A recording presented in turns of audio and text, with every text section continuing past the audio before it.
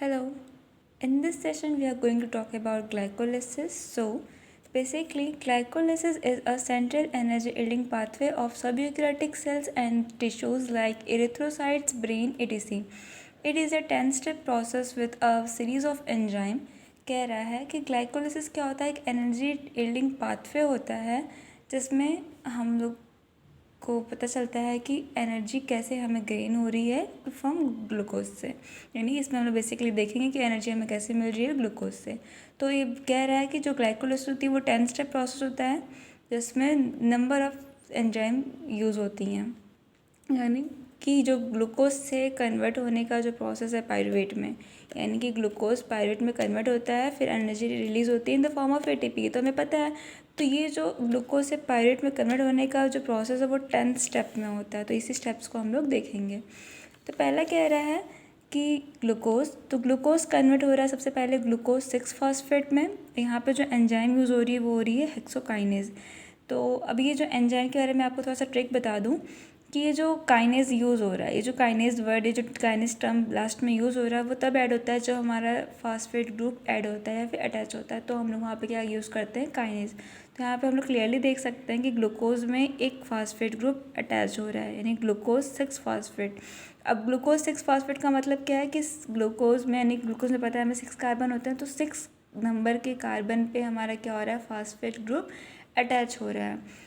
इसीलिए इसका नाम हमारे पे क्या हुआ है, ग्लूकोज 6 फास्फेट पड़ा है। और ये जो एंजाइम यहाँ पे यूज़ हो रही है वो है हमारी हेक्सोकाइनेज। तो इजी टर्म में देखें तो क्या कह रहा है कि ग्लूकोज कन्वर्ट होगा ग्लूकोज 6 फास्फेट में, और जो हमारी एंजाइम यूज़ हो रही है वो हो रही है हेक्सोकाइनेज। और यहाँ पे एटीपी कन्वर्ट होगी एडीपी में, तभी तो फास्फेट ग्रुप मिलेगा हमें, क्योंकि फिर फास्फेट ग्रुप रिलीज़ होगा। आगे देखते हैं। आगे कह रहा है फिर आगे क्या होता है, ग्लूकोज 6 फास्फेट फिर कन्वर्ट होता है रिवर्सिबल रिएक्शन से फ्रक्टोज 6 फास्फेट में। अब यहाँ पे क्या और जो एंजाइम यहाँ पे यूज़ होती है वो होती है फास्फोग्लूको आइसोमरेज। आइसोमरेज का टर्म पता है, यानी कि सिमिलर होता है, ठीक है। तो आइसोमरेज एंजाइम यूज़ हो रही है क्योंकि यहाँ पे जो हमारा सब कुछ सेम ही है, यानी ग्लूकोज से कन्वर्ट हो रहा है फ्रक्टोज 6 फास्फेट में। यहाँ भी कार्बन की नंबरिंग सेम होती है, यहाँ पे भी कार्बन की नंबरिंग सेम होती है। आगे बात करते हैं, फिर फ्रक्टोज 6 फास्फेट कन्वर्ट हो रहा है फ्रक्टोज 1,6 बिस फास्फेट में। अब यहाँ पे देख रहे हैं कि बिस फास्फेट आ गया है, यानी कि यहाँ पे 2 फास्फेट ग्रुप अटैच्ड हुए हैं, पहले वो नंबर 1 कार्बन पे और नंबर 6 कार्बन पे, ठीक है। तो अब यहाँ पे जो एंजाइम यूज़ होगी वो हो गई है फॉस्फोफ्रक्टोकाइनेज, ठीक है। काइनेज आ गया क्योंकि यहाँ पे एक और फास्फेट ग्रुप अटैच्ड हुआ, तो एंजाइम आ गई तुम्हारी काइनेज। और फ्रक्टोज है तो फ्रक्टो, और फास्फेट है तो फास्फोफ्रक्टोकाइनेज।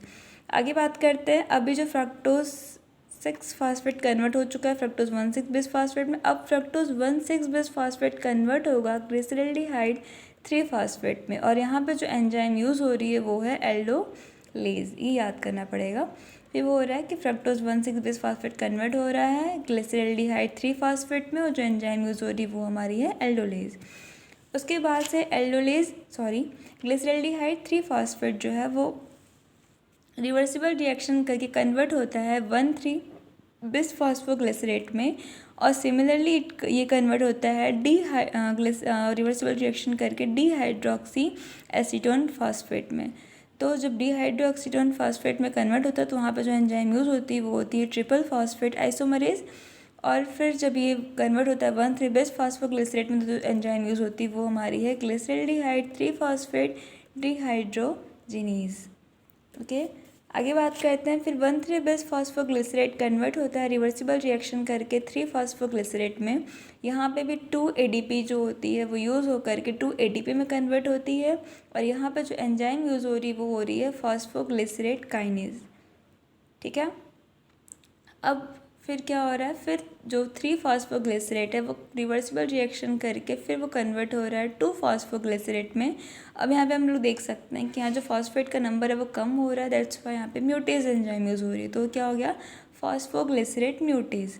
अब आगे बात करते हैं, 2 फास्फोग्लिसरेट जो है वो एनोलेज एंजाइम का यूज़ करके वो कन्वर्ट हो रहा है फॉस्फोइनॉल पायरुवेट में।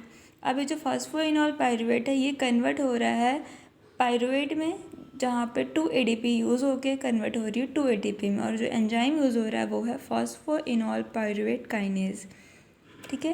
तो ये पूरा हमारा था ग्लाइकोलिसिस के स्टेप्स, जो कि 10 स्टेप प्रोसेस है। First, second, third, fourth, fifth, six, 7, 8, 9 and last one is 10। सो और यहाँ पे ये जो हमारा पूरी ग्लाइकोलिसिस की जो साइकिल है वो 2 फेज़ में डिवाइडेड है। पहला है हमारा प्रिपरेटरी फेज़, दूसरा है हमारा पे ऑफ फेज़। जो प्रिपरेटरी फेज़ है, इसको यहाँ पे हमारी जो एटीपी है वो यूटिलाइज़ होती है, ओके। और जो पे ऑफ फेज़ है, यहाँ पे जो हमारी एटीपी है वो हमें मिलती है। हम लोग क्लियरली देख सकते हैं, यहाँ पे भी हमें 2 एटीपी मिल रही है और यहाँ पे भी 2 एटीपी मिल रही है। तो पे ऑफ फेज़ में हमें एटीपी मिलती है और प्रिपरेटरी फेज़ में हमारी एटीपी यूटिलाइज़ होती है। आगे हम बात करते हैं the same thing, preparatory phase ATP get utilized here and payoff phase ATP is gained here। अब हम कंप्लीट रिएक्शन देख लेते हैं ग्लाइकोलिसिस का। तो क्या है, glucose plus 2 NAD plus 2 ADP plus 2 PI convert होता है 2 pyruvate plus 2 NADH plus 2H plus 2 ATP plus 2H2O। जो ग्लूकोज है वो 2 पायरुवेट में कन्वर्ट हो रहा है, 2 NAD प्लस जो है वो 2 NADH प्लस 2H प्लस में कन्वर्ट हो रहा है, 2 ADP जो है वो 2 ATP में कन्वर्ट हो रहा है and plus 2H2O। So this is the complete reaction of glycolysis and this is all about glycolysis. Thank you. I hope you all understand.